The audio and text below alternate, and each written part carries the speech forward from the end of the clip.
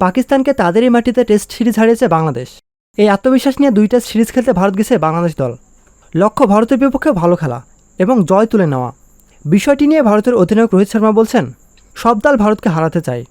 বৃহস্পতিবার চেন্নাই টেস্টের আগে মঙ্গলবার সংবাদ সম্মেলনে এসে ভারতের টি-20 বিশ্বকাপ জয়ী অধিনায়ক রোহিত শর্মা বলেন, সব দলই ভারতকে হারাতে চায়।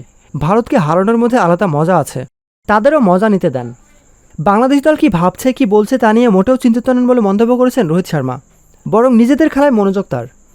রোহিত বলেন, আমাদের ম্যাচটা জিততে হবে, সেজন্য আমরা এখানে এসেছি। তারা কি ভাবছে কি বলছে তা নিয়ে আমরা চিন্তিত নই।